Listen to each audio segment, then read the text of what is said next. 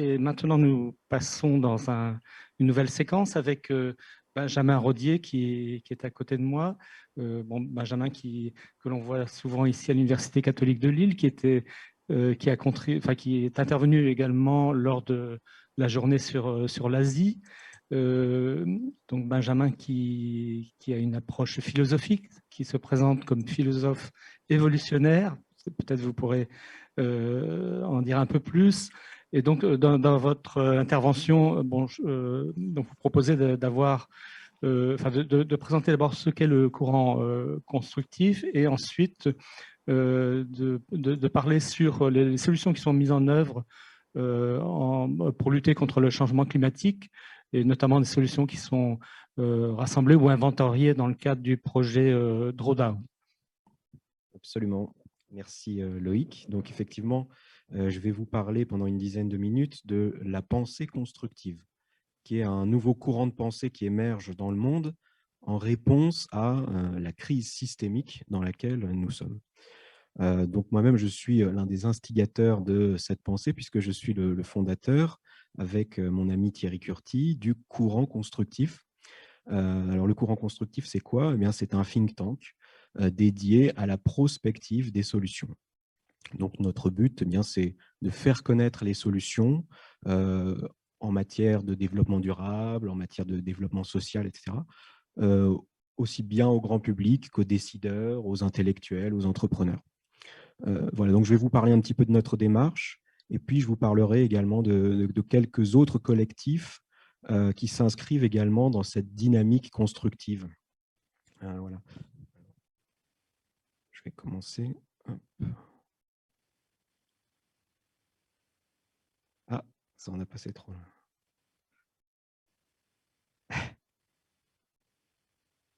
Voilà.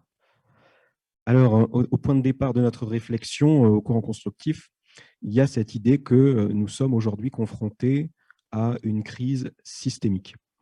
Ça veut dire quoi? Ça veut dire que toutes les crises additionnées que nous voyons aujourd'hui, aussi bien la crise de l'environnement, la crise de la biodiversité, la crise de l'emploi, la crise aussi, pourrait-on dire, spirituelle, toutes ces crises ne sont finalement que les différents aspects, les différentes facettes d'une seule et même crise, qui est la crise d'un système, la crise d'un paradigme.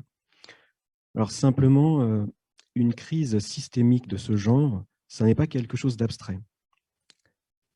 C'est quelque chose de très concret, au contraire, et même de violent. C'est violent économiquement, c'est violent socialement, c'est violent écologiquement, et c'est également violent au niveau psychologique pour les individus qui traversent ce moment historique. Donc, moi, j'ai référencé les différentes attitudes qu'adoptent les individus confrontés à cette crise systémique. Il y a, si vous voulez, deux grandes catégories. D'un côté, on a une forme de déni collectif, et ça, notamment, Johanna Messi, qui est l'inventeuse de l'éco-psychologie, a très bien expliqué ce phénomène. Elle explique que la souffrance provoquée par la destruction en cours de la vie sur Terre est telle qu'elle suscite paradoxalement en nous un refoulement qui nous permet de continuer à vivre dans cette société, dans une espèce de business as usual, si vous voulez. Et de l'autre côté, vous avez des gens qui sont au contraire sur une extrême lucidité, mais qui ont sombré dans une sorte de pessimisme défaitiste. On le voit bien en France avec les collapsologues qui nous disent qu'il n'y a pas de solution, qu'il est trop tard et que l'effondrement systémique est désormais inéluctable. Alors l'avantage de cette posture, c'est qu'elle est extrêmement lucide face à la réalité. En revanche, le problème, c'est qu'elle a tendance à sombrer dans le déni des solutions. Et quand il n'y a pas de solution, vous savez, à la fin, c'est la dépression. Donc, entre ces deux attitudes que sont d'une part un espèce d'optimisme béat et aveugle, et de l'autre côté un pessimisme défaitiste, il y a, j'estime, une attitude psychologiquement plus saine, qui est l'attitude constructive. Alors, l'attitude constructive, j'estime que c'est effectivement l'attitude la plus saine pour traverser cette phase de crise systémique, parce qu'elle permet d'être à la fois en phase avec le réel, avec la gravité de la situation, mais sans sombrer dans la dépression, sans sombrer dans l'abandonnisme, et donc tout en continuant d'avancer de manière proactive vers des solutions. Alors, à partir du moment où on a adopté cette attitude, qu'est-ce qu'on fait? On va contribuer aux solutions, contribuer à cet élan formidable de résilience créative qu'il y a actuellement dans le monde. Nous, au courant constructif, dans ce sens-là, ce que nous avons fait, c'est que nous avons constitué une base d'informations, une base de données qui référence toutes les solutions que nous avons identifiées dans le cadre de notre veille, des solutions donc, dans tous les domaines qui concernent les grands enjeux du siècle, l'enjeu climatique, l'enjeu énergétique, l'enjeu de l'emploi, etc. Donc, cette base, elle a été fondée donc, par mon ami Thierry Curtic, qui est le coprésident du courant constructif, qui pendant plus de 10 ans donc, a fait cette veille quotidiennement pour identifier les solutions et les référencer dans cette base. Ce qui fait qu'aujourd'hui, sur cette base, il y a plus de 17 000 entrées répertoriées. Donc, je vous invite vraiment à aller découvrir ce travail excellent qu'a fait mon ami et auquel maintenant je collabore, en faisant vos propres recherches selon vos centres d'intérêt sur les différentes thématiques qui sont proposées, comment on va réduire le CO2, comment on va faire évoluer les transports, l'agriculture, le recyclage, etc. Il y a vraiment énormément de matière. Je dirais que, si vous voulez, on nous informe assez peu au final des solutions. On nous parle beaucoup du problème, mais assez peu des solutions. Et donc, on se retrouve avec une situation où il y a beaucoup d'experts du problème qui sont capables de nous expliquer toute la complexité du problème, toute la systémique du problème. Mais il faut aussi développer maintenant une expertise en matière de solutions et une compréhension systémique aussi des solutions. Alors, une fois qu'on a développé et collecté toute cette information, il y a un niveau plus avancé de la réflexion qui consiste à concevoir ce que j'appelle des méta-solutions. Alors, des méta-solutions, ça veut dire quoi? Ça veut dire qu'on va concevoir une solution qui agrège plusieurs solutions, qui synthétise plusieurs solutions, qui rassemble plusieurs solutions. Alors, autant vous dire qu'à ce niveau-là de la réflexion, il y a plus grand monde. Parce que déjà, si vous voulez, des gens qui s'intéressent au problème, il y en a assez peu, puisque finalement, la grande majorité est dans cette espèce de déni collectif. Mais des gens qui s'intéressent, au-delà du problème, aux solutions, il y en a encore moins. Et les gens qui s'intéressent, au-delà des solutions, je dirais, sectorielles, à concevoir des solutions systémiques, alors là, à ce niveau-là, il n'y a plus que quelques individus et quelques collectifs dans le monde. Donc, je vous ai mis quelques noms là. Vous avez Jérémy Rifkin, qu'on connaît bien parce qu'il est venu plusieurs fois dans cette université. Si vous prenez l'ensemble de l'œuvre de Jérémy Rifkin, vous avez un puzzle systémique de ce qu'il s'agirait de faire, puisque ça couvre aussi bien la question de l'emploi, de l'énergie, et même l'aspect intérieur avec la civilisation de l'empathie. Si vous prenez un autre qui s'appelle Tony Seba, qui est le fondateur de ReThinkX. Alors lui également, il a aussi une vision systémique avec une disruption de multiples domaines, la disruption des transports, la disruption de l'agriculture, la disruption de l'énergie, tout ça constitue également un puzzle assez large.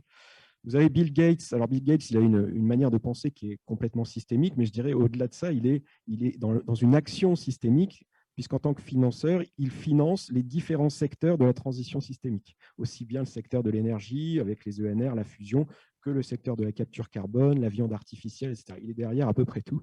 Après, vous avez des gens qui arrivent avec un concept systémique, comme par exemple Günther Pauli, qui vient avec son concept d'économie bleue, vous avez peut-être entendu parler de ce concept, ou bien Hélène MacArthur avec sa fondation qui promeut ce qu'on appelle l'économie circulaire.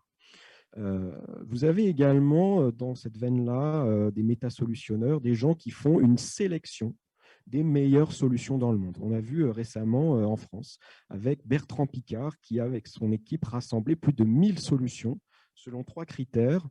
Premier critère, durabilité. Deuxième critère, efficience. Et troisième critère, la rentabilité de ces solutions. Et dans ce sens-là également, vous avez le projet de Paul Hawken, dont je vais un peu vous parler maintenant, qui est le projet Drawdown. Alors, le projet Drawdown, c'est donc une équipe autour de Paul Hawken qui a rassemblé les 100 meilleures solutions dans le but non pas de limiter le réchauffement climatique, mais bien de l'inverser. Et c'est en cela qu'il y a une logique, une manière de penser qui est assez nouvelle et qui est très intéressante. Le sous-titre du livre, vous voyez, c'est « Comment inverser le cours du réchauffement planétaire ». Donc là, on a un travail extraordinaire, immense, pour référencer les 100 meilleures solutions.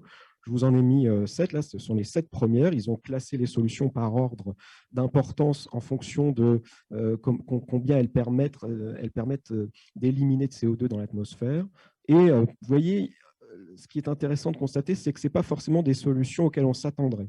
Par exemple, en numéro 1, ce qui arrive, contrairement à ce qu'on pourrait s'imaginer avec, je sais pas, des éoliennes, des panneaux solaires, etc. Ben non, là, c'est supprimer les gaz frigorigènes utilisés dans nos réfrigérateurs et nos climatiseurs. Ça, c'est la solution qui permettrait d'éliminer le plus de CO2 selon eux.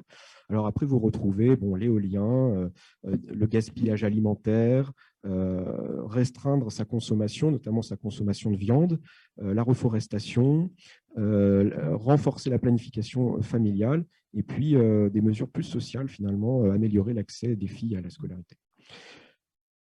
Au courant constructif, on a également une réflexion systémique comme ça, c'est ce qu'on appelle notre programme de transition systémique. La transition systémique telle qu'on la conçoit au courant constructif, elle s'élabore autour de 5 grandes transitions. On a d'abord la transition sociétale, qui va permettre d'adapter la société à la nouvelle économie du 21e siècle, notamment à l'enjeu de l'automatisation. Après, on a la transition énergétique vers 100% de renouvelables à l'horizon 2050. On montre que c'est possible. Il y a énormément de rapports maintenant qui le confirment. La transition écologique, alors ça, c'est tout ce qui concerne la dépollution. Je vais y revenir tout à l'heure.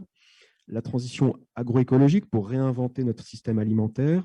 Et enfin, la transition culturelle, parce qu'on estime qu'il n'y a pas, si vous voulez, de transition systémique sans une refonte profonde de notre système de représentation du monde. Donc, il y a tout un enjeu culturel, un enjeu philosophique.